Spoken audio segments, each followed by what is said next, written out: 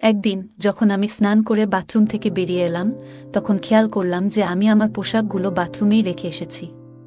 আমি দ্রুত ফিরে গেলাম পোশাকগুলো আনতে, কিন্তু তখন আমি দেখতে পেলাম যে আমার দেবর আমার পোশাকগুলো হাতে ধরে তাকিয়ে আছে। আমি অবাক হয়ে দ্রুত তার হাত থেকে পোশাকগুলো নিয়ে নিলাম এবং লজ্জায় মুখ নিচু করে চলে এলাম। পরে যখন আমি রান্নাঘরে রান্না করছিলাম, তখন আমার দেবর এসে পাশে দাঁড়িয়ে কিছু আজব কথা বলল। সে বলল, আপনার পোশাক থেকে খুব সুন্দর ঘ্রাণ বের হচ্ছিল। এই ধরনের মন্তব্য শুনতে শুনতে আমি বিরক্ত হয়ে গিয়েছিলাম। একদিন আমার স্বামী ফোন করে জানালেন যে তিনি রাতে বাড়ি ফিরতে দেরি করবেন। আমি ভেবেছিলাম এটা আমার দেবরের সাথে কথা বলার সুযোগ হতে পারে। রাত গভীর হলে সবাই যখন ঘুমিয়ে পড়ল, আমি দেবরের ঘরের সামনে গিয়ে দাঁড়ালাম এবং দরজায় নক করলাম। সে দরজা খুলে আমাকে দেখে অবাক হয়ে জিজ্ঞাসা করল, ভাবি, আপনি এখানে? আমি বললাম, তোমার ভাই আজ রাতে দেরি করে আসবে। আমি তোমার সাথে কিছু জরুরি কথা বলতে চাই। তারপর আমি আমার ঘরে ফিরে এলাম এবং দরজা খোলা রেখে শুয়ে পড়লাম, যাতে কেউ সন্দেহ না করে। কিছুক্ষণ পর আমার দেবর হালকা টোকা দিল দরজায়। আমি বললাম, এসো, দরজা খোলা আছে। সে ঘরে এসে আমার পাশে বিছানায় বসে পড়ল। আমি তখন একটি সুন্দর লালা এর নাইট ড্রেস পরেছিলাম। দেবর কিছুক্ষণ নীরব থেকে আমার দিকে তাকিয়ে রইল। তারপর মৃদু হেসে বলল, ভাবি, আজ তোমাকে অনেক সুন্দর লাগছে। আমি তেমন কিছু বললাম না, শুধু তাকে দেখছিলাম। তারপর বলল, ভাবি, আপনি কি কিছু বলতে চেয়েছিলেন? আমি তার দিকে এক ভালোবাসাময় দৃষ্টিতে তাকালাম এবং উঠে তার কাছে গিয়ে বসে পড়লাম। তার হাত দুটি ধরে বললাম, আজকের গল্পটা অনেক বেশি স্পেশাল, তাই কেউ মিস করো না। দয়া করে গল্পগুলো ভালো লাগলে ভিডিওটি লাইক, শেয়ার এবং চ্যানেলটি সাবস্ক্রাইব করো প্লিজ। আমার নাম প্রিয়া, আমি 23 বছর বয়সী। আমি দেখতে অনেক সুন্দর ছিলাম। বিয়ের পর একটু স্বাস্থ্যবান হওয়ায় আমাকে এখন আরও সুন্দর লাগে। আমার বিয়ে হয়েছে মাত্র 2 বছর হলো। আমি আমার স্বামী, শাশুড়ি এবং দেবরের সঙ্গে থাকি। আমার দেবর প্রায় আমারই বয়সী, প্রায় 18 বা 19 বছর হবে। সে সব সময় আমার আশেপাশে ঘুরঘুর করে এবং কখনো কখনো আমাকে অদ্ভুত দৃষ্টিতে দেখে। আমার মনে হতো সে আমাকে মনে মনে অনেক পছন্দ করে, কিন্তু কখনো মুখে তা বলার সাহস পায়নি। কিন্তু সারা দিন দেবর আমার পিছনে পড়ে থাকে। মনে হতো সে আমাকে কিছু বলতে চায়। একদিন সে আমাকে বলল, ভাবি, আমি কিছু বলতে চাই। সে ঘরের চারপাশ ভালো করে দেখছিল, যেন কিছু খুঁজছে। আমি বললাম, হ্যাঁ, বলো, কি কাজ আছে? আমি সব সময় তোমার সাহায্য করতে প্রস্তুত। তুমি তো আমার ছোট ভাইয়ের মতো। এটা শুনে তার মুখে এক হাসি ফুটে উঠল। সে বলল, ভাবি, আমি বিয়ে করতে চাই। আমি হেসে বললাম, এটা তো খুব ভালো কথা, কিন্তু বিয়ের জন্য তো একজন মেয়ের প্রয়োজন। তখন সে বলল, ভাবি, তাই তো আমি আপনার কাছে এসেছি। আমি বুঝতে পারলাম সে কি বলতে চাইছে। দেবর বলল, ভাবি, আমি আপনার মতো একজন মেয়েকে বিয়ে করতে চাই। এটা শুনে আমি মনে মনে হাসলাম, কারণ আমি বুঝতে পারলাম সে আসলে আমার বোনের কথা বলছে। আমার বোন আমার থেকে একটু ছোট এবং আমার দেবরের জন্য উপযুক্ত ছিল। তাদের মধ্যে বয়সের পার্থক্য ছিল মাত্র 2 বছর। দেবর আমাকে তার কল্পনার মেয়ের গুণাবলী বলতে লাগল, যেমন সে কি চায়। আমি বললাম, তুমি চিন্তা করো না, আমি ঠিক তোমার পছন্দ অনুযায়ী একজন মেয়ে খুঁজে দেব। শুধু বিয়েতে রাজি হও। তারপর আমি সবকিছু নিজের নিয়ন্ত্রণে নিয়ে নিলাম। আমার দেবর এই কথা শুনে কিছুটা খুশি হলেও সে চিন্তায় ডুবে গেল। কিছুক্ষণ চুপ থেকে সে বলল, ভাবি, আপনার কাছে একটা কথা বলতে চাই, তবে অনুগ্রহ করে রাগ করবেন না। আমি এমন কাউকে বিয়ে করতে চাই, যার চরিত্র এবং স্বভাব একেবারে আপনার মতো হবে, আপনার মতো এত সুন্দর হবে। আমি মৃদু হাসি দিয়ে বললাম, আমি জানি তুমি আমার ছোট বোন তানিয়াকে পছন্দ করো। কিন্তু সে মাথা নেড়ে বলল, না ভাবি, আপনি আমার কথার আসল অর্থ বুঝতে পারেননি। এই কথা বলে সে চুপচাপ ঘর থেকে বেরিয়ে গেল।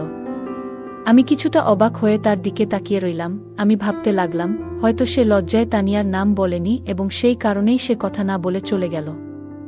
আমি সিদ্ধান্ত নিলাম যে প্রথমে আমার বাবার সাথে এই বিষয়ে কথা বলবো, তারপর আমার দেবরকে এই খবর জানাবো। পরের দিন আমি দেবরের কাছে গিয়ে জিজ্ঞাসা করলাম, তুমি কি সত্যিই তানিয়াকে পছন্দ করো? সে লজ্জা পেয়ে বলল, ভাবি, তানিয়া আর আমি, এটা তো আকাশের চাঁদ ছোঁয়ার মতো ব্যাপার। আমি নিজেকে তার উপযুক্ত মনে করি না। তার এই কথা শুনে আমি বুঝতে পারলাম, আসলে সে আমার বোনকে পছন্দ করে, কিন্তু সাহস করে প্রকাশ করতে পারছে না। পরের দিন আমি আমার মায়ের কাছে গিয়ে বিশ্বাসটা জানালাম এবং তার মতামত নিলাম। মা বললেন, মা, আমাদের কোনো আপত্তি নেই। তোমার বোন যদি সেখানে সুখী হয় তাহলে আমরাও খুশি। তবে তুমি তোমার দেবরের সাথে ঠিকমতো কথা বলে নিও, যেন তার কোনো সমস্যা না হয়। আর একই পরিবারে 2 মেয়ে থাকবে, এটা তো ভালো কথা। তুমি তোমার ছোট বোনের খেয়াল রাখতে পারবে। আমি বললাম, দেবর নিজেই আমার সাথে এই কথা বলেছে, তার আপত্তি হওয়ার কোনো কারণ নেই। এরপর আমি আবারও আমার দেবরের সাথে কথা বললাম, কিন্তু সে বলল, ভাবি, আপনি আমার কথার মানে কেন বোঝেন না? রাতে আমি তার ঘরে গিয়ে জানতে চাইলাম আসলে সে কি চায়। সে বলল, ভাবি, আমার আপনার বোনের প্রতি কোনো আগ্রহ নেই। আমি শুধু মজা করছিলাম। তার এই কথা শুনে আমি খুব কষ্ট পেলাম। যদি সে আমার বোনকে পছন্দ না করত, তবে কেন সে আমার আশেপাশে ঘুরে বেড়াত এবং আমার সাথে কেন এত কথা বলতো? যদি সত্যিই তাকে বিয়ে করতে হতো, তাহলে সে নিজের পছন্দের কোনো মেয়ের নাম বলতেই পারত। অন্তত আমার বোনকে অপমানিত হতে হতো না। আমি কিছু না বলে উঠে চলে আসার চেষ্টা করছিলাম, কিন্তু তখনই সে হঠাৎ আমার হাত ধরে ফেলল। এই আচরণে আমি রেগে গেলাম। হাতটা ঝটকা মেরে ছাড়িয়ে নিয়ে বললাম, তুমি কি করছো? নিজেকে সামলাও। আমি তোমার ভাবি, আর তোমাকে ছোট ভাইয়ের মতো দেখি। সে বলল, ভাবি, তাতে কি হয়েছে? আমিও আপনাকে বড় বোনের মতো দেখি, মার মতোই সম্মান করি। এখন শুধু আমার ছোট্ট কাজটি করে দিন, আমার বিয়ের ব্যবস্থাটি করে দেন। আমি তাহলে বুঝব আপনি আমাকে সব দিয়েছেন। তার কথায় আমি বিচলিত হয়ে দ্রুত নিজের ঘরে ফিরে এলাম। মনটা খুব অস্বস্তি করতে লাগল। কিছুক্ষণ পর আমার স্বামী ঘরে এলেন এবং আমার চিন্তিত মুখ দেখে জিজ্ঞাসা করলেন, তোমার কি হয়েছে? এত চিন্তিত কেন? আমি তাকে পুরো ঘটনাটা বললাম, কিভাবে সাম্প্রতিক সময়ে দেবরের আচরণ অদ্ভুত হয়ে উঠেছে এবং সে প্রায়শই বাইরের সময় কাটায়। আমার কথা শুনে স্বামী বললেন, আমি নিজেও লক্ষ্য করেছি, সে তোমাকে একটু বেশি খেয়াল করে দেখছে। দেখো, ও আমার ভাই, কিন্তু ও বড় হচ্ছে। তুমি ওর কাছ থেকে একটু দূরে থাকার চেষ্টা করো। এই কথাগুলো শুনে আমি কিছুটা সান্ত্বনা পেলাম, কারণ কেউ অন্তত আমার মতো চিন্তা করছে। আমার শাশুড়ি অবশ্য তাকে এখনো ছোট বাচ্চা মনে করেন, কিন্তু আমি ভেতর থেকে সবকিছু বুঝতে পারছিলাম। পরের দিন আমার স্বামী বাড়িতে ছিলেন না। আমি তখন নিজের ঘরে ছিলাম। স্বামীর অনুপস্থিতিতে সাধারণত আমি ঘরের বাইরে খুব একটা যাই না। হঠাৎ দরজায় নখ হলো। দরজা খুলে দেখি আমার দেবর দাঁড়িয়ে আছে। তার হাতে একটা ট্রে ছিল, তাতে বিস্কুট আর চায়ের কাপ রাখা ছিল। আমি অবাক হয়ে জিজ্ঞেস করলাম, এটা কেন এনেছ? কেউ এসেছে নাকি? সে হাসি দিয়ে বলল, না ভাবি, এমন কিছু নয়। ছোট ভাই তার বড় বোনের সাথে বসে চা খেতে চায়। আমি বললাম, চলো ড্রয়িং রুমে গিয়ে বসি, কিন্তু সে বলল, না ভাবি, আমি এখানে আপনার সাথেই বসে চা খেতে চাই, একটু কথা বলতে চাই। তার এই কথায় আমি কিছুটা অস্বস্তি বোধ করলাম, কিন্তু ভাবলাম এই নিয়ে নতুন কোনো সমস্যা তৈরি না হোক। সে চুপচাপ আমার পাশে বসে চা খেতে থাকল। তারপর বলল, ভাবি, আপনি চা খাবেন না? আমি তাকে চা খেতে বললাম এবং সে বলল, আমি যাওয়ার আগে আপনি চা খান। তার এই আচরণে আমি বেশ অস্বস্তিতে পড়ে গেলাম। সে জোর করায় আমি চা আর বিস্কিট খেলাম, আর আমি তার সাথে কথা বলতে থাকলাম। দেবর আমাকে বলল, ভাবি, আমি যদি আগে ভুলভাবে কিছু বলি, তাহলে আমাকে ক্ষমা করবেন। আমি কিছু ব্যক্তিগত সমস্যায় ছিলাম, তাই সেদিন কথাগুলো এমনভাবে বলে ফেলেছিলাম। আজ চা আর কেক এনেছি, যাতে আপনি বুঝতে পারেন আমি আপনাকে কতটা সম্মান করি। তার কথা শুনে আমার একটু হাসি পেল। আমি হাসি মুখে চা খেলাম এবং বিস্কুটও খেয়ে নিলাম। কিন্তু চা খাওয়ার কিছুক্ষণের মধ্যেই আমার মাথা ভারী হতে লাগল। আমি কিছুতেই বুঝতে পারছিলাম না কি হচ্ছে। দেবরের মুখটা শুধু আমার চোখের সামনে ঘুরছিল। ঠিক তখনই শাশুড়ি ঘরে ঢুকলেন। তার মুখটাও শেষবারের মতো মনে পড়ল। তারপর কি হলো কিছুই জানি না। যখন আমার চোখ খুলল, তখন বিকেল 4টা বাজে। আমার স্বামী আমার পাশে বসেছিলেন। তিনি জিজ্ঞাসা করলেন, তোমার কি হয়েছে? তুমি হঠাৎ কিভাবে অজ্ঞান হয়ে গেলে? নাকি ঘুমিয়ে পড়েছিলে? আমি বললাম, হ্যাঁ, হঠাৎ করেই আমার খুব ঘুম পেয়েছিল মনে হয়। আমার দেবর চা আর বিস্কুট নিয়ে এসেছিল, সেগুলো খাওয়ার পর থেকেই আমার ঘুম পেয়েছিল। জানি না তখন আমার কি হয়েছিল। মনে হয় দেবর চায়ে কিছু মিশিয়েছিল। আমার কথা শুনে স্বামী চিন্তায় পড়লেন। বললেন, দেবর সত্যিই তোমার জন্য চা নিয়ে এসেছিল? ও তো আমার ভাই, তোমার জন্য এমন কিছু করবে কেন? তাছাড়া মাও তো তখন ঘরেই ছিলেন। হতে পারে তুমি স্বাভাবিকভাবেই ঘুমিয়ে পড়েছিলে। তোমার এত চিন্তা করার দরকার নেই। স্বামীর কথা শুনে আমি চুপ হয়ে গেলাম। কিন্তু সত্যি বলতে আমার ভেতরে একটা অদ্ভুত অস্বস্তি হচ্ছিল। আমার খুব ভয় হচ্ছিল, কারণ জানি না ঘুমানোর পর আমার সাথে কি কিছু খারাপ হয়েছে নাকি। কারণ দেবর তো সব সময় আমার পিছনে ঘুর ঘুর করত। আমার শাশুড়ির উপস্থিতিতে আমার মনে আর কোনো সন্দেহের সুযোগ ছিল না। আমি যখন তার সাথে কথা বললাম, তখন তিনি কিছু অস্বাভাবিক কিছু বললেন না। তিনি একজন ভালো মানুষ, কারো ক্ষতি বা খারাপ কিছু ভাবতেন না। আমি তাকে অনেকবার জিজ্ঞাসা করেছিলাম, আপনি তো তখন আমার সাথে ছিলেন, কিছু অদ্ভুত দেখেছেন কি? তিনি উত্তর দিলেন, বুমা, তুমি হঠাৎ অসুস্থ হয়ে পড়েছিলে। তোমার দেবর বলছিল হয়তো তোমার দুর্বলতা হয়েছে, তাই বিশ্রাম নেওয়া দরকার। আমি তখনও পুরোপুরি নিশ্চিত হতে পারছিলাম না ঠিক কি হয়েছিল। কিছু দিন এভাবেই কেটে গেল। একদিন রাতে আমি আর আমার স্বামী পরিবারের নানা বিষয় নিয়ে কথা বলছিলাম। হঠাৎ আমার চোখ জানালার দিকে চলে গেল, আর দেখলাম যেন কেউ জানালার পাশ থেকে দ্রুত সরে গেল। আমি অবাক হয়ে গেলাম, কারণ জানালাটা বাড়ির ভেতরের দিকে ছিল, আর মেইন গেট তো রাতের বেলা সবসময় তালা দেওয়া থাকে। আমি নিশ্চিত ছিলাম যে এটি আমার দেবর ছাড়া আর কেউ হতে পারে না, তবে আমি তখনই আমার স্বামীকে এ ব্যাপারে কিছু বললাম না। প্রথমে আমার দেবরের আসল সমস্যাটা কি তা বুঝতে চাইলাম। তার এমন অদ্ভুত আচরণের পেছনের কারণটা জানাটা আমার জন্য খুবই গুরুত্বপূর্ণ হয়ে উঠল। একদিন আমি গোসল করে বাথরুম থেকে বের হয়ে দেখলাম যে ভুল করে আমার জামাকাপড় বাথরুমেই রেখে এসেছি। তাড়াতাড়ি ফিরে গিয়ে কাপড়গুলো নিতে গেলাম। তখন দেখি আমার দেবর হাতে আমার পোশাকগুলো ধরে রয়েছে। আমি কিছুটা বিস্মিত হয়ে তার হাত থেকে কাপড়গুলো নিয়ে নিলাম এবং লজ্জায় মাথা নিচু করে সরে এলাম। পরে যখন আমি রান্নাঘরে ব্যস্ত ছিলাম, তখন আমার দেবর এসে পাশে দাঁড়িয়ে হঠাৎ অদ্ভুত কিছু বলল। সে বলল, তোমার পোশাক থেকে দারুণ একটা মিষ্টি গন্ধ পাচ্ছিলাম। আমি তাকে কিছু বললাম না। আমি তাকে সেখান থেকে চলে যেতে বললাম। আমার কথা শুনে সে চলে গেল। পরের দিনই দেবর এসে আমাকে বলল, ভাবি, মনে আছে আমি আপনাকে বলেছিলাম যে আমার একটা কাজ আছে? আজ সেই কাজের সময় এসে গেছে, এখন আপনাকে আমার সাথে যেতে হবে। তাড়াতাড়ি প্রস্তুত হন। তার কথা শুনে আমি অবাক হয়ে গেলাম। কোথায় যাচ্ছি? আগে বলো, নইলে আমি যাব না। আমার কথা শুনে সে মাথায় হাত দিয়ে বলল, চলুন, আগে মাকে বলিও না, তাহলে আর কোনো সন্দেহ থাকবে না, কারণ মা সবসময় আমাকে নিয়ে সন্দেহ করে। সে একটু বিরক্তির স্বরে কথা বলছিল, আর আমি বুঝতে পারলাম হয়তো আমার তাকে এভাবে প্রশ্ন করা ঠিক হয়নি। তাই চুপ হয়ে গেলাম। বললাম, ঠিক আছে, যেমন তুমি বলছো তেমনই করব। সে খুশি হয়ে গেল। আমরা বাইকে উঠে বাড়ি থেকে বেরিয়ে পড়লাম। তার বাইকে উঠা দেখে সে ভীষণ খুশি হয়েছিল, কিন্তু আমার কিছুটা অস্বস্তি লাগছিল। কিছুক্ষণ পর আমি জিজ্ঞাসা করলাম, আমরা কোথায় যাচ্ছি? সে উত্তরে বলল, ভাবি, আমি একজন মেয়েকে খুব পছন্দ করি, আর এ পছন্দ সাধারণ নয়। আমি তাকে খুব গভীরভাবে ভালোবাসি। দুনিয়াতে একমাত্র সেই মেয়েটাই আছে যাকে আমি মন থেকে ভালোবাসি। কিন্তু আমি জানি আমার মা তাকে কখনোই মেনে নেবেন না, কারণ মা চায় তার বুমা প্রচুর সম্পদ নিয়ে আসুক। কিন্তু আমি চাই এমন একজন মেয়ে যার পরিবার সৎ ও গরিব। দেবর বলল, রুমি খুব সুন্দর, শিক্ষিত এবং ভদ্র মেয়ে, তবে তার পরিবার খুব গরিব। এসব কথা বলে সে চুপ হয়ে গেল। আমি লক্ষ্য করছিলাম যে সে বাইকটি এক অচেনা এবং নির্জন পথে নিয়ে যাচ্ছে।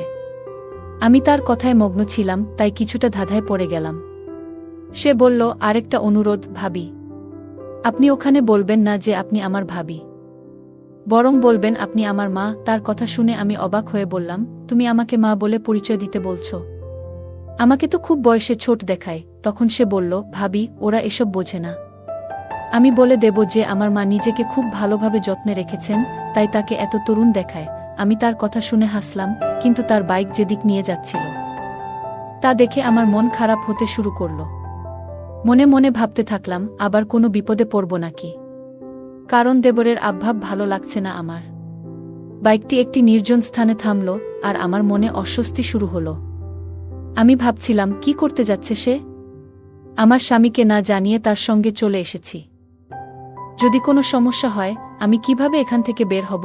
চারপাশে দূরে কোথাও কেউ ছিল না। ঠিক তখনই দেবর বলল, ভাবি, মাত্র 2 মিনিট দাঁড়ান, আমি আসছি, বলে সে চলে গেল।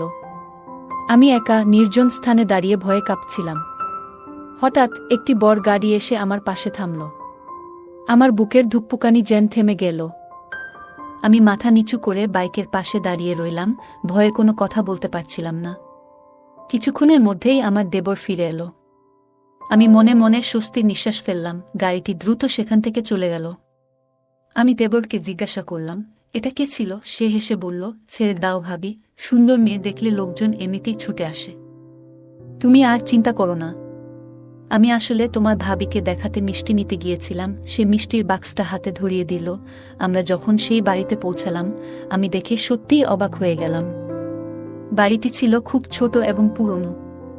ভিতরে অন্ধকার ছিল, তবে বাড়ির মানুষজন আমাদের আন্তরিকভাবে গ্রহণ করলেন।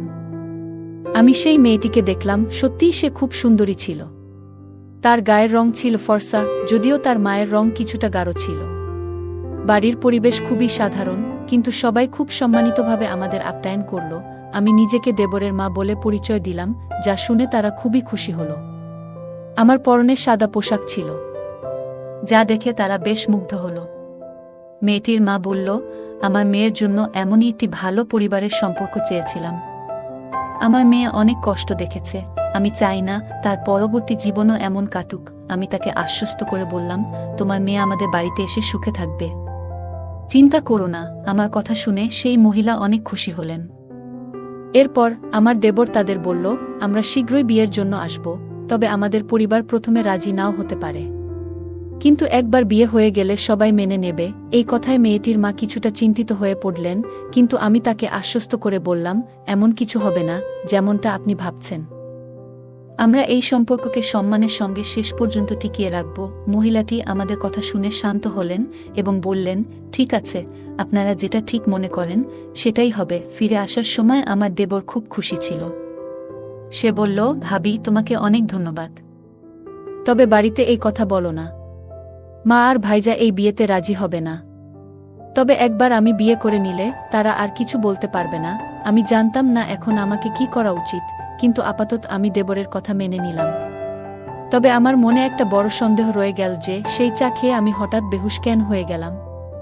আমি তাকে জিজ্ঞেস করলাম, তুমি চায়ে কি মেশালে যেটা খেয়ে আমি বেহুশ হয়ে গিয়েছিলাম? সে অবাক হয়ে বলল, ভাবি, আপনি কেমন কথা বলছেন? আমি এমন কিছু করব কেন?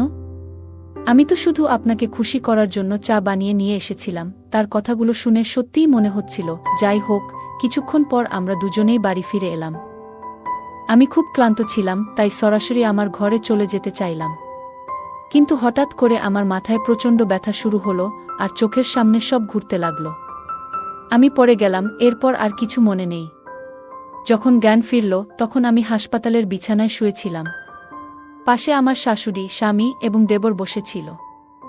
সবাই খুব খুশি মনে হচ্ছিল। আমি জিজ্ঞাসা করলাম, কি হয়েছে? আমার শাশুড়ি বললেন, একটা ভালো খবর আছে। তুমি খুব শীঘ্রই মা হতে চলেছ। তাদের কথা শুনে আমি খুব খুশি হলাম। আমার স্বামী বললেন, তোমার অতিরিক্ত কাজের জন্যই তোমার এমন বারবার মাথা ঘুরছে। ডাক্তার বলেছে এখন তোমার শুধু বিশ্রামের প্রয়োজন। সবকিছু পরিষ্কার হয়ে গেল আমার কাছে। আমি ভুলভাবে আমার দেবরের উপর সন্দেহ করছিলাম, কিন্তু সে আসলে সারা দিন আমার পাশে থাকত, যাতে আমাকে তার সেই বিশেষ সম্পর্কের ব্যাপারে বোঝাতে পারে। আমি ভুল বুঝেছিলাম তার এই আচরণগুলো। এরপর থেকে আমি আর তাকে নিয়ে কোনো সন্দেহ করিনি। পরে আমি সবাইকে তার এবং সেই মেয়ের সম্পর্কের কথা জানিয়ে দিলাম। আমার বারবার বোঝানোর ফলে পরিবারও অবশেষে তাদের বিয়েতে সম্মতি দিল। আজ আমার বিয়ের 5 বছর কেটে গেছে। আমার একটি ছোট্ট মেয়ে আছে, আর আমার দেবরও তার সেই ভালোবাসার মানুষকে বিয়ে করেছে। তারা এখন খুব সুখে শান্তিতে জীবন কাটাচ্ছে। গল্পটা কেমন লাগলো জানাতে ভুলবে না। আরও মজার মজার রোমান্টিক গল্প শুনতে চাইলে ভিডিওটি লাইক, শেয়ার এবং চ্যানেলটি সাবস্ক্রাইব করতে এবং বেল আইকনটি ক্লিক করতে ভুলবে না। ধন্যবাদ।